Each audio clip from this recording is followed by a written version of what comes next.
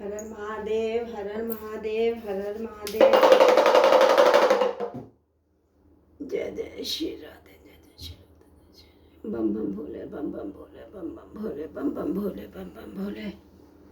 16वां अध्याय सावन महात्म शीतला सप्तमी व्रत। भगवान शंकर श्री अनंत कुमार से बोले, अब मैं तुम्हें श्रावण शुक्ल सप्तमी व्रत के विषय में बताता हूँ, ध्यानपूर्वक सुनो। पहले दीवार पर बाली का चित्र बनाए, उसमें अशरीरी संज्ञक दिव्य स्वरूपधारी 7 जल देवता बनाए। दो लड़कों के साथ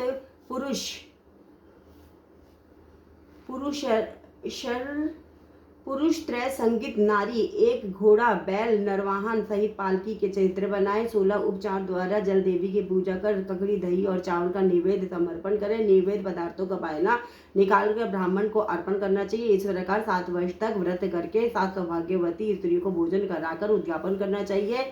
एक सोने के पात्र में 7 जल देवताओं की प्रतिमाएं रख कर पहले दिन अपने पुत्र के साथ उन प्रतिमाओं का पूजन करना चाहिए। दूसरे दिन गृह होम सहित चरु होम करना चाहिए। अब तुम इस व्रत के फल के बारे में सुनो। महाराष्ट्र प्रदेश में शोभन नाम का एक नगर था। उसमें एक धार्मिक विचारों वाला धनी व्यक्ति रहता था। उसने निर्जन वन में एक बावड़ी बनवाई। बावड़ी में उतरने के लिए उसने मूल्यवान पत्थरों की सीढ़ियां बनवाई, परंतु उस बावड़ी में एक बूंद भी पानी नहीं आया। धनी ने दुखी होकर सोचा, मेरा परिश्रम और धन दोनों ही बेकार हो गए। वह इन विचारों में ग्रस्त रात को बड़ी वहीं बावड़ी के पास सो गया। रात को उसे स्वप्न आया कि यदि तुम अपने पौत्र की बलि दो तो तुम्हारी बनवाई बावड़ी जल से भर जाएगी। सुबह होने पर वह धनिक अपने घर आया और अपने पुत्र द्रविड़ से रात के स्वप्न के बारे में बताया। उसका पुत्र द्रविड़ भी धार्मिक प्रवृत्ति वाला था। उसने पिता की बात सुनकर कहा, पिताश्री आप मेरे जन्मदाता। इस प्रकार आप में अपने पौत्रों के भी जन्मदाता हुए। यह तो एक धार्मिक कार्य है। आपके सितांशु और चंडाशु 2 पौत्र है। आप बिना हिचक अपने बड़े पौत्र सितांशु की बलि दे दे, परंतु यह बात अपनी आप स्त्रियों से गुप्त रखे। इसका कारण यह है कि मेरी पत्नी गर्भवती है। प्रसव का समय निकट होने के कारण वह अपने मायके जाने वाली है। उसके साथ आपका छोटा पौत्र चंडाशु भी जाएगा। उसके मायके जाने के बाद यह काम निर्विघ्न समाप्त हो जाएगा। धनिक अपने पुत्र के ऐसे विचार सुनकर गदगद हो गया और बोला, तुम धन्य हो। इसी बीच उसकी पत्नी सुशीला को उसके मायके से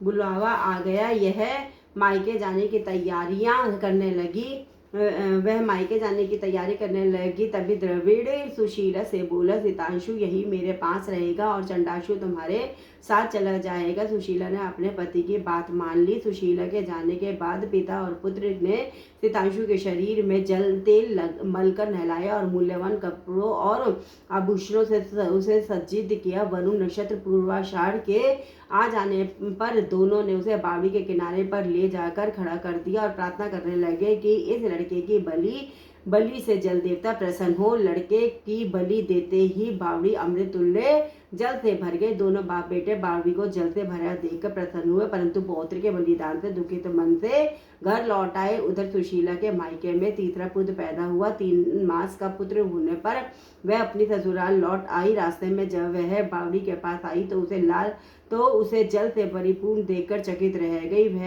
वह उसमें स्नान करके बोली, मेरे ससुर का परिश्रम व धन का खर्च यथोचित रहा। उस दिन श्रावण शुक्ल सप्तमी तिथि थी। सुशीला ने शीतला का शुभ व्रत रख करा और वहीं पर दही और चावल मंगवाकर स्वादिष्ट भोजन बनाया। जल देवता की पूजा करके दही चावल और ककड़ी का नैवेद्य देकर बायना ब्राह्मणों को दे दिया। वहां से सुशीला की ससुराल 4 कोस थी। अब सुशीला दोनों लड़कों के साथ बावड़ी के घर की ओर चल दी। इधर जल देव आपस में कहने लगे, इसका बड़ा पुत्र हमें वापस लौटा देना चाहिए, क्योंकि इसने बड़े प्रेम से हमारा व्रत किया है। उन्होंने सुशीला का बड़ा पुत्र जल से बाहर निकाल दिया। माँ को देखकर सितांशु माँ के पीछे भागता हुआ मामा कहता हुआ आया। सुशीला अपने बड़े लड़के सितांशु को देखकर चकित रह गई। उसे अपनी गोद में बैठाकर उसका सिर सूंघा। वह अपने मन में सोचने लगी कि यदि इसे यहाँ से पकड़कर चोर ले जाते हैं तो क्या होता है, क्योंकि इसने बहुमूल्य आभूषण पहन रखे हैं। यदि इसको घर से भूत पिशाच पकड़कर लाए होते तो वह इसे अब क्यों छोड़ते। घर के संबंधी चिंता के सागर में गोते लगा रहे होंगे। परंतु उसने सितांशु से कुछ पूछा नहीं कि तुम यहाँ अकेले क्या कर रहे थे। इधर सुशीला के आने का समाचार पाकर पिता पुत्र सोचने लगे कि सुशीला जब अपने बेटे के बारे में पूछेगी तो हम क्या कहेंगे। इसी बीच तीनों बालकों के सहित सुशीला अपने घर पहुंच गई। ससुर और पति बड़े पुत्र सितांशु को देखकर बड़े अचंभे में पड़ गए तथा इसके साथ ही प्रसन्न होकर सुशीला से पूछा, हे सुभद्रे, तुमने किस पुण्य का व्रत को किया था। निश्चय ही तुम कोई पवित्र आत्मा हो। इस सितांशु को मरे हुए 2 महीने बीत चुके हैं, फिर तुमने इसे कहाँ से प्राप्त किया। जाते समय तुम अपने साथ एक लड़का ले गई थी और आते समय 3 पुत्रों को लेकर आई हो।